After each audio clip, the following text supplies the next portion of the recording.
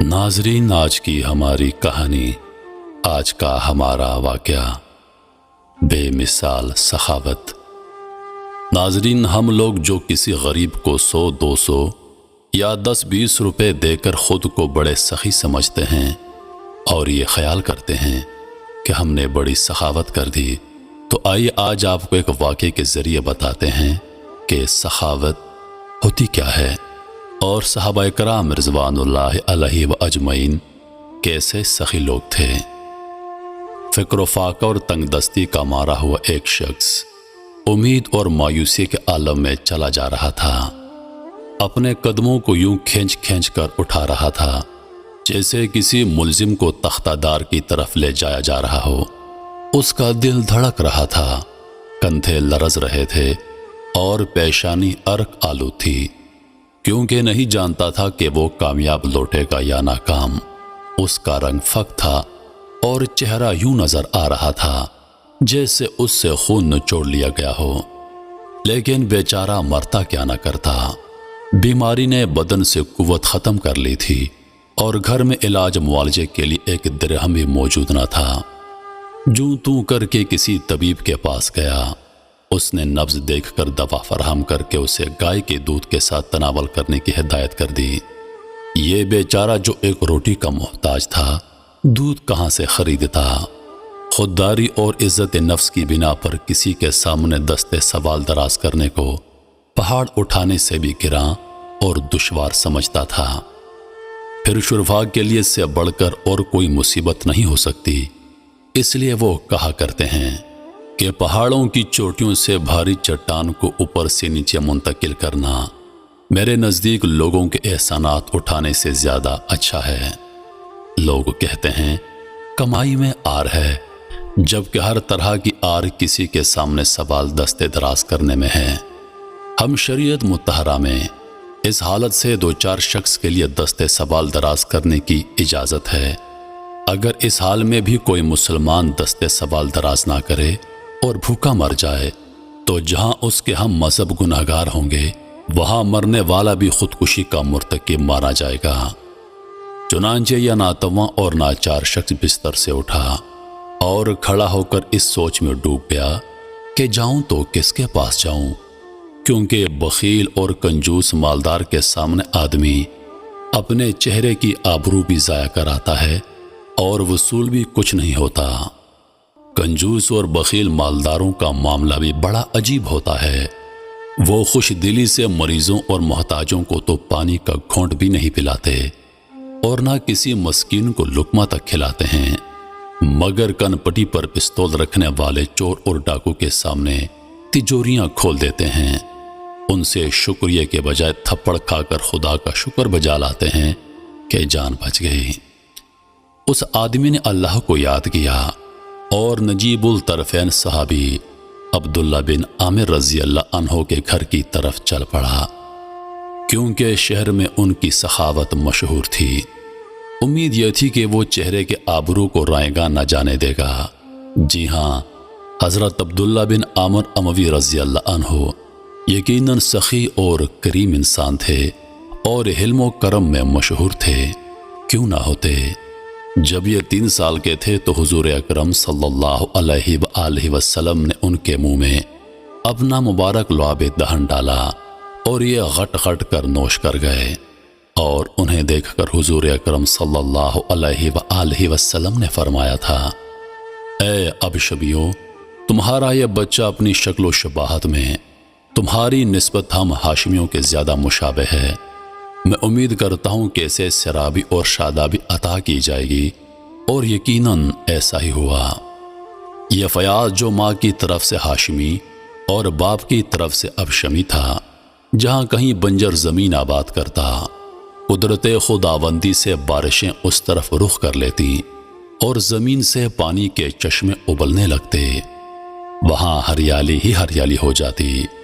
ان کے مویشوں کے ریوڑ وہاں دن رات چرتے چگتے رہتے۔ چنانچہ یہ لاغر اور بیمار شخص اپنی لاٹھی کے سہارے ان کی طرف چلنے لگا۔ جب ان کی خدمت میں پیش ہوا تو بمشکل اتنا کہہ سکا، میں بیمار ہوں اور طبیب نے مجھے دوائی دے کر ہدایت کی ہے کہ اسے گائے کے دودھ کے ساتھ تناول کیا جائے، چند دن کے لیے گائے کے دودھ کا سوال ہے۔ جب حضرت عبداللہ بن عامر رضی اللہ عنہ نے یہ سنا تو ان کا دل بھر آیا۔ وہ اپنے آپ کو کوسنے لگے کہ اے عبداللہ، تو نے اس کے سوال کرنے سے قبل اس کی حاجت کا اندازہ کیوں نہ لگایا، اور یوں گویا ہوئے، اے شخص، اس وادی میں میری 700 گائے چر رہی ہیں، میں سب کی سب اللہ کے نام پر تجھے دیتا ہوں۔ مریض نے یہ الفاظ سنے تو اس کی آدھی بیماری وہیں دور ہو گئی، اور خوشی کی وجہ سے اس کا مردہ چہرہ زندہ ہو گیا۔ لیکن بعد میں یہ سوچ کر کہ یہ سب کیسے ہو سکتا ہے کہ دودھ کی بوند بوند کو ترسنے والا یکدم 700 گایوں کا مالک بن جائے، اس کی امیدوں پر اوس پڑ گئی، مگر یہ اس کی خام خیالی تھی۔ حضرت عبداللہ بن عامر رضی اللہ عنہ کوئی کہہ کر مکرنے والے نہ تھے، اور نہ ہی سستی شہرت کے لالچی تھے، بلکہ یہ تو حضور اکرم صلی اللہ علیہ وآلہ وسلم کے لاب مبارک کی ادنا سی کرامت تھی کہ وہ بلا دھڑک اسی طرح بخشش کرتے رہتے اور اپنے مستقبل کی ذرا برابر پرواہ نہ کرتے۔ انہوں نے اپنے پڑوسی حضرت خالد بن عقبہ رضی اللہ عنہ کا مکان 90,000 درہم میں خرید لیا تھا، تو شام کو اس مکان سے خالد کے بیوی بچوں کے رونے کی آواز آئی، کیونکہ جس گھر میں انسان کی نسلیں زندگیاں بسر کر چکی ہوں، وہ اس کے باسیوں کو یوں پیارے لگتے ہیں جیسے شہد کی مکھیوں کو ان کا چھتا، اور بچوں کو ان کی مہربان ماں پیاری لگتی ہے۔ خالد بن عقبہ کو مالی مجبوریوں نے یہ مکان بیچنے پر مجبور کر دیا تھا، ورنہ وہ اسے بیچنے کا تصور بھی نہیں کر سکتے تھے۔ جب حضرت عبداللہ بن عامر رضی اللہ عنہ نے ان کے رونے کی آواز سنی تو اپنے غلام کے ذریعے اس کا سبب معلوم کیا۔ اس نے بتایا کہ وہ اپنا آبائی مکان فروخت کرنے پر رو رہے ہیں۔ یہ سن کر آپ نے فرمایا، جاؤ اور انہیں خوشخبری سنا دو کہ مکان بھی ان کا رہا اور 90,000 درہم بھی، نہ میں مکان لوں گا نہ درہم لوں گا۔ یہ سن کر خالد بن عقبہ کے گھر والوں میں مسرت کی لہر دوڑ گئی، اور جو ابھی ابھی رو رو کر برا حال کر رہے تھے وہ مارے خوشی کے لوٹ پوٹ ہونے لگے۔ عبداللہ بن عامر رضی اللہ عنہ کی اس طرح فیاضانہ بخششوں نے اس غریب اور مریض شخص کو حوصلہ دیا۔ وہ اٹھا اور 700 گایوں کا ریوڑ ہانک کر لے گیا، اور اس طرح لمحہ بھر میں ایک غریب آدمی مالدار بن گیا۔ صحابہ کرام کی عظمتوں پہ لاکھوں کروڑوں سلام۔ یقیناً واقعے سے سبق ملتا ہے کہ سخاوت اصل میں ہوتی کیا ہے۔ جب کوئی غریب ہم سے دستے سوال کرتا ہے تو ہم لوگ اپنی جیبوں میں سکے تلاش کرتے ہیں، حالانکہ اللہ پاک فرماتا ہے کہ تو میرے راستے میں اگر 1 روپیہ خرچ کرے گا تو میں 70 گنا بڑھ کر دوں گا۔ عزیز دوستو، غریبوں، مسکینوں، محتاجوں پر خرچ کیجیے، یقیناً ہمارے مال میں ان کا حصہ ہے۔ انہی لفظوں کے ساتھ میں اجازت چاہوں گا، اس امید کے ساتھ کہ سانسوں نے وفا کی تو اگلی بار ایک اور ویڈیو لے کر آپ کی خدمت میں حاضر ہوں گا۔ تب تک کے لیے خدا حافظ۔ اللہ پاک آپ سب کا حافظ و نگہبان۔ ہنستے رہیے اور ہمیشہ مسکراتے رہیے۔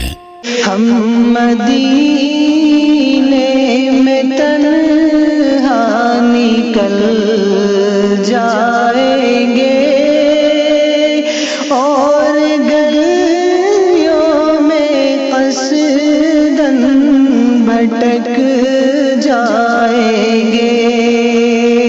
ہم وہاں جا کے واپس نہیں آئیں گے، ڈھونڈتے ڈھونڈتے لوگ تھک جائیں گے۔ جیسے ہی سبز گنبد